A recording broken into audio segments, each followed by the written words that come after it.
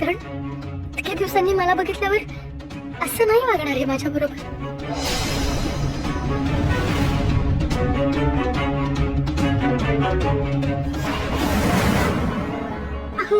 तू आलीस? मी आले.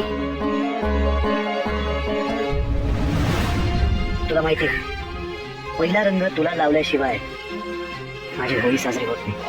क्षणभर माझं प्रेम आठवलं, क्षणभरच. कारण दुसऱ्याच क्षणी आजच्या बायको बरोबर नाचायला लागले आनंदात. खरंच तुम्ही माझ्याशिवाय इतक्या आनंदात आहात का?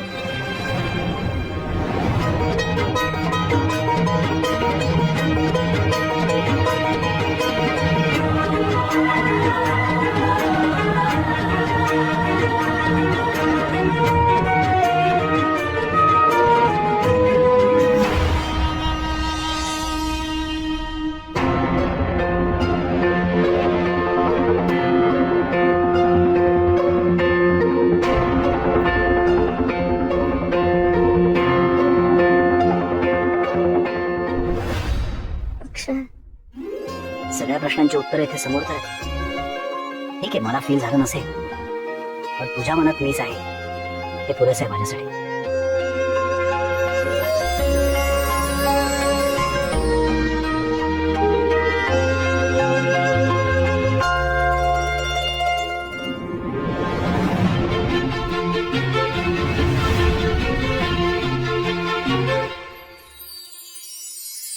अरे मग आता काय करायचंय आपण?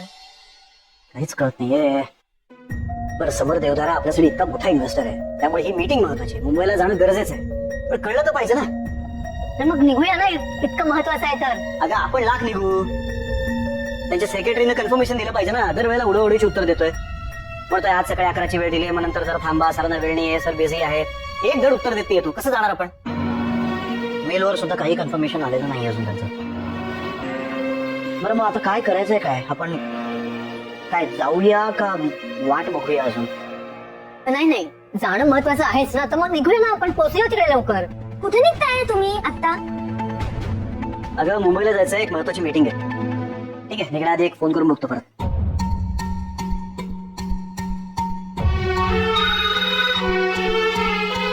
Hello hello, good morning. बोला. हा गुड मॉर्निंग. काय आजच्या मीटिंगचं कन्फर्म आहे ना? तुम्ही सकाळी 11ची वेळ दिली होती आज. हा, एक आठवड्यापूर्वी तुम्हाला सकाळी 11ची वेळ दिली होती, पण जरा प्रॉब्लेम झालाय. साहेब नाहीये, त्यांना दुसरी मीटिंग लागली. अहो असं कसं? पण तुम्ही आम्हाला वेळ दिलाय, तुम्ही आम्हाला काय ते कन्फर्म सांगा ना. मग एक काम करा, तुम्ही थोड्या वेळाने परत फोन करा, आपण ठरवूया. ठीक आहे? हो, असं काय म्हणताय तुम्ही? आम्हाला पुण्यावर यायचंय. हो, मग तुम्ही मुंबईत येऊन का राहत नाही? हा? तुम्ही मुंबईत शिफ्ट व्हा ना, म्हणजे आम्हाला ते सगळं बरं पडेल. एनिवेज, आज जर साहेबांना वेळ असेल तर आपण आज नक्की मीटिंग करूया, नाहीतर उद्या परवा किंवा 2-3 दिवसात होईलच. ठीक आहे? हॅलो, नको आपल्याला याची इन्व्हेस्टमेंट. म्हणजे काय मुंबईला शिफ्ट व्हा, काय पुढे काय प्रॉब्लेम आहे? राव, शोधू आपण, वेगळा इन्व्हेस्टर शोधू. Can you suggest something like that? कमाल आहे. हे समर देवदार सारखा माणूस आणि कुठे त्यांचा सेक्रेटरी. एनिवे, चला आपण जाऊ, धडकू तिकडे जाऊ. कशाला धडकायचं तुम्हाला? जाऊ. तुम्ही काय बोलले ते ऐकलं नाही का फोनवर? त्यांनी कन्फर्मेशन नाही दिलं तुम्हाला. आणि तो माणूस मुळातच विसरलाय अपॉइंटमेंट घ्यायला, त्यामुळे आता उडवाउडीची उत्तरं देतो. काय म्हणाला तो? कधी, उद्या, परवा, कधी पण अशी उत्तरं देतात का? वेळ आहे का तू जरा? असं कोण बोलतं? बरं ठीक आहे, त्यांनी अशी उत्तरं दिली तर तुम्ही काय कराल? जाल लगेच?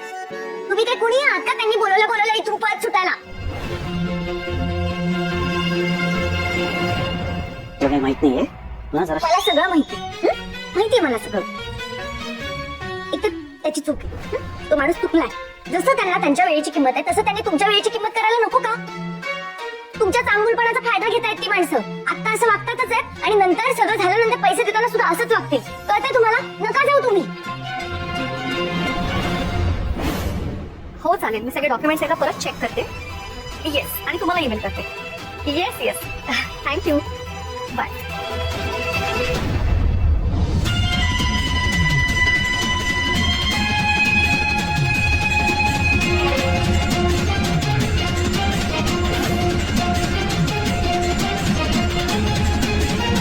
व्हिडिओ आवडली असल्यास लाईक शेअर आणि सबस्क्राईब करायला विसरू तोपर्यंत मी नका. यांना एक फोन तरी व्हिडिओ आवडली असल्यास लाईक शेअर आणि सबस्क्राईब करायला विसरू नका. व्हिडिओ आवडली असल्यास लाईक शेअर आणि सबस्क्राईब करायला विसरू नका. व्हिडिओ आवडली असल्यास लाईक शेअर आणि सबस्क्राईब करायला विसरू नका. तुमचा काय प्रॉब्लेम आहे? काय प्रॉब्लेम आहे तुमचा? तुम्ही माझ्या नवऱ्याशी असं नाही बोलू शकत. कळलं ना तुम्हाला?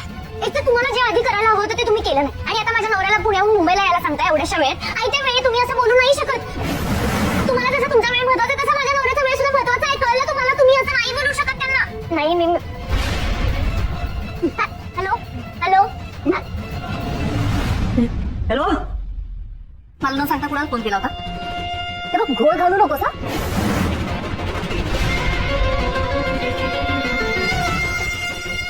रमा, अगं मी सगळं व्यवस्थित करण्याचा प्रयत्न करतेय. आता तुला एवढे चांगल्या घरात ठेवलंय, खाण्यापिण्याची अजिबात ददात नाहीये. मी सगळं व्यवस्थित, मी छान प्लॅन करेन. आपण प्लॅन करूया आणि अक्षयला भेटूया ना. आता हे बघा, मी अक्षयला बोलावलं होतं पण तो आलाच नाही ना. मिसेस अक्षय मुकदम ठेवला? मी परत एकदा ट्राय करतो. लागेल. कळतं का? मी बरोबर केलंय, काही चुकीचं केलेलं नाहीये. नाही अरे, बिझी लागतोय. हो, तुला एंगेज लागतोय कारण मला पुन्हा त्यांचं असं म्हणतात. समोर कोणाशी बोलले आता? मी त्यांच्याशी बोलले. मला कसं फोन केला तुम्ही? मला काय हॅलो. हा, हो हो हो, बोलतोय, बोला ना. हा, ओके, फॅन्टास्टिक. ठीक आहे, आम्ही पोहोचतो. हो, वेळेत पोहोचतो. काय म्हणताय? काय कॅन्सल झालेली नाही मीटिंग. चल निघूया. हा, आता त्यांचा फोन होता तर मी कोणाशी बोलले? मला नाही माहिती, काय महत्वाचं आहे का? चल ये, चल.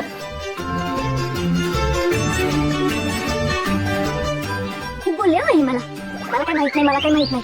मला काय काय माहिती हे जर काय यांना सांगितलं ना मी तर चक्कर येईल या माणसाला. वेट अक्षय,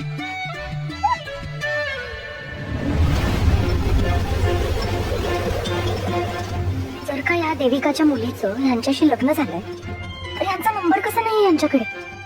आता जेव्हा मी फोन घेऊन नंबर टाईप केला तेव्हा तेव्हा तिथे नाव नाही आलं यांचं. काय घडलंय नक्की? काहीतरी गडबड वाटते. ही मुलगी खरंच यांची मुलगी आहे का? तिचा एकही फोटो नाहीये इथे.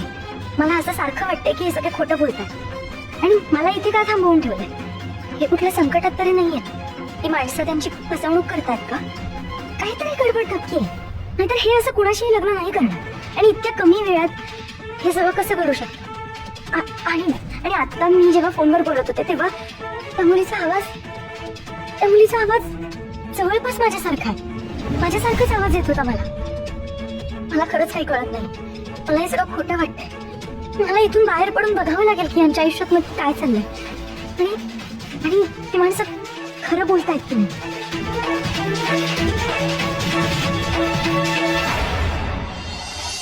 आता मीटिंग मध्ये डिस्कस झालेले मुद्दे लक्षात ठेवा आणि त्याचा नीट फॉलोअप घ्या. ओके.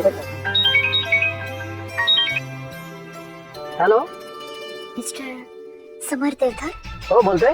मी मुजुमदारांची मुलगी बोलते. तुम्ही अपॉइंटमेंट दिली होती का आज मुकादमांना? नाही, अपॉइंटमेंट बद्दल काही बोलणं नाही झालं. तेच, पण तुमचे सेक्रेटरी तर वेगळं काहीतरी बोलताय. त्यांनी मुकादमांना आत्ता पुण्याहून निघायला सांगितलं आणि काहीच वेळ सांगितलेली नाही. असं वागता का तुम्ही तुमच्या क्लायंट बरोबर? तुम्हाला माहिती आहे माझे डॅड किती प्रोफेशनल होते, राईट? जेव्हा तुमच्या कंपनीचे शेअर्स पडले होते तेव्हा माझ्या डॅडने हेल्प केली होती तुम्हाला आणि व्यवस्थित काळजी घेतली होती. तुम्हाला कुठेही कमी वाटायला नको, तुम्हाला लो फील व्हायला नको, तुम्हाला रिस्पेक्ट दिला होता व्यवस्थित आणि तुम्हाला ताटकळत ठेवलं नव्हतं कुठल्याच गोष्टीसाठी. व्हिडिओ आवडली असल्यास लाईक शेअर आणि सबस्क्राईब करायला विसरू नका. माझ्या डॅड व्हिडिओ आवडली असल्यास लाईक शेअर आणि सबस्क्राईब करायला विसरू नका. तुम्हाला ओळखतात. व्हिडिओ आवडली असल्यास लाईक शेअर आणि सबस्क्राईब करायला विसरू नका. व्हिडिओ आवडली असल्यास लाईक शेअर आणि सबस्क्राईब करायला विसरू माझे डॅड नका. नेहमी म्हणायचे कामवाल्या बाईच्या वेळेची सुद्धा किंमत असते आणि कधी कोणाला गरज पडेल सांगता येत नाही. कोणालाही कमी लेखू नये. तुम्ही हे लक्षात ठेवा. कधी कोणाची मदत होईल आपल्याला आपण सांगू नाही शकत. आता माझा कॉल आला होता तुम्हाला, पण मुकादमांना सांगू नका. ओके ओके ओके, डोंट वरी.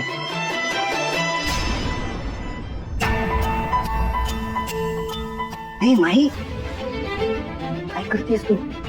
एवढं हे सगळं करायची काही गरज नाहीये. इनफॅक्ट अक्षयला जर कळलं ना तू खरी कोण आहेस तर प्रॉब्लेम होईल. मला नाही पटलं ते अक्षयशी जसं वागले आणि माझ्याकडून पॉसिबल होतं का मी केलं. अक्षयला प्रोटेक्ट करणं इज माय रिस्पॉन्सिबिलिटी. ओके. आणि काय नवीन न्यू लुक. हा हे लॉंग स्टोरी तुला आरामात फुरसतीत सांगेन मी. But main way be aware. Okay. हे सांगे मी असताना अक्षयला काही येऊ देणार नाही.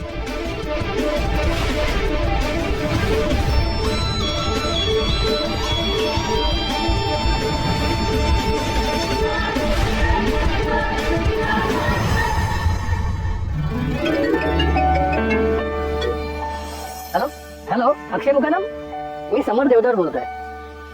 अरे सर तुम्ही स्वतः फोन केलात. आम्ही मुंबईकडे यायला निघालो सर. नाही मी उद्या स्वतः तुमच्या ऑफिसला येतोय. सॉरी हा तुम्हाला तात्काळ ठेवला. मी माझ्या सेक्रेटरीला चांगला झापलाय. त्यांनी सांगितलं नाही मला नाही तर मी तुम्हाला अपॉइंटमेंट दिली असती. त्याचं काय आहे ना प्रत्येकाचा वेळ तेवढाच महत्वाचा असतो. उद्या तुम्हाला जमत असेल तर मी येतो. तुम्ही वेळ द्या. तुम्ही सांगाल त्या वेळेला मी हजर असेल. शो सर सांगतो सर. Okay thank you sir.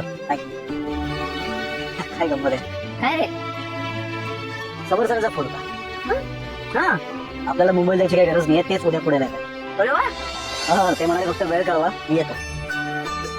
काय म्हणे जादू केली काय माहित. रमा जे म्हणाली तेच देवधर सर म्हणाले. प्रत्येकाचा वेळ महत्वाचा असतो. यांनी बघितलं का तुम्ही कुठं. बघा तरी नीट. ऐका ना यांनी बघितलं तुम्ही कुठं. नाही बघितलं.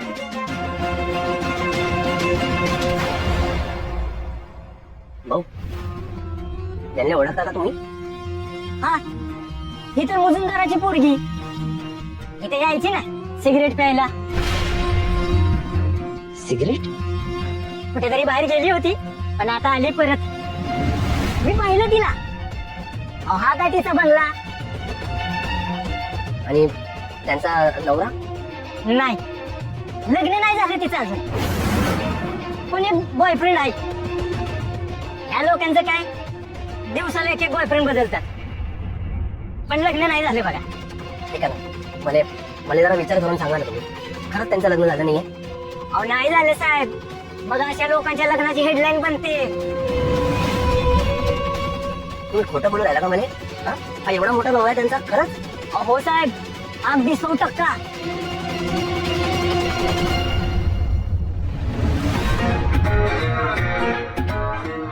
एक खूप इम्पॉर्टंट न्यूज देतोय तुला. आय नो वेडिंग अॅनिव्हर्सरी येते. करेक्ट तुमच्या लग्नाचा वाढदिवस येतोय. सॉरी तुमच्या म्हणजे अक्षय आणि रमाच्या लग्नाचा वाढदिवस. ओ हॅलो म्हणजेच माझ्या आणि अक्षयच्या लग्नाचा ना. हा तेच. आता तुमचं रमायच नाही का. व्हिडिओ आवडली असल्यास लाईक शेअर आणि सबस्क्राईब करायला विसरू मला नका. ना तो दिवस असा व्हिडिओ छान plan आवडली करायचा असल्यास आहे. लाईक शेअर आणि सबस्क्राईब करायला विसरू नका. एक्झॅक्टली त्याच कामासाठी व्हिडिओ आलो तुम्ही. आवडली असल्यास तुला अक्षय आणि लाईक रमा यांच्याबद्दल शेअर जी आणि माहिती हवी सबस्क्राईब असेल ना, करायला त्यांच्या विसरू जुन्या नका. आठवणी, memories व्हिडिओ वगैरे आवडली सगळं असल्यास मी सांगेन. लाईक तेच शेअर काम आणि केलं सबस्क्राईब म्हणून करायला Yes. विसरू नका. मला तुला असं विचारायचं होतं की अक्षय आणि रमा एकत्र कुठे कुठे जायचं. म्हणजे त्यांच्या आवडत्या जागा कोणत्या होत्या. म्हणजे त्यांना जर कॉफी प्यायचं असेल तर कॉफी प्यायला ते कुठे जायचं असं सगळं सांग. आणि सगळ्यात महत्वाची गोष्ट अक्षयला गिफ्ट काय द्यायचं. विचार करावा लागेल. नाही नको बरंच विचार. मी केला आता विचार. बरं आपण इथे कसे आलो हे लक्षात आहे ना. हे साहेब हा या रस्त्यावरती ना संध्याकाळी पाणीपुरीचा स्टॉल लागतो. इथे रमा आणि अक्षय पाणीपुरी खायला यायचे. ओके. म्हणजे अक्षयला काही फार आवड नव्हती हे असलं रस्त्यावरचं खाण्याची. रमामुळे त्याला आवडू लागलं हे. So sweet.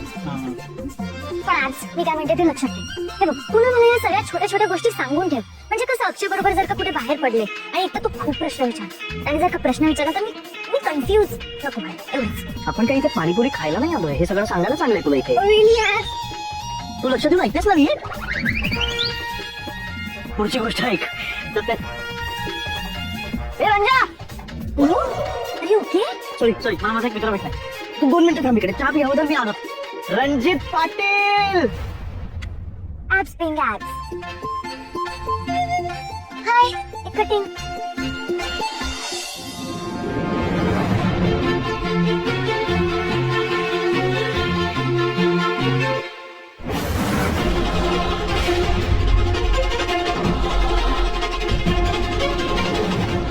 Shraddha, Shraddha, Shraddha. Sorry, I am not Shraddha. Do we know each other? काय बोलून आलात तुम्ही?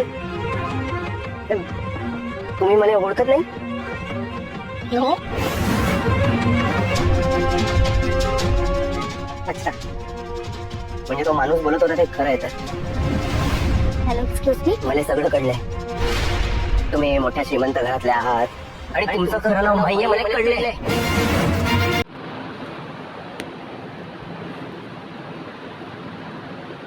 नमस्कार, आज का एपिसोड कैसे लगा आपको?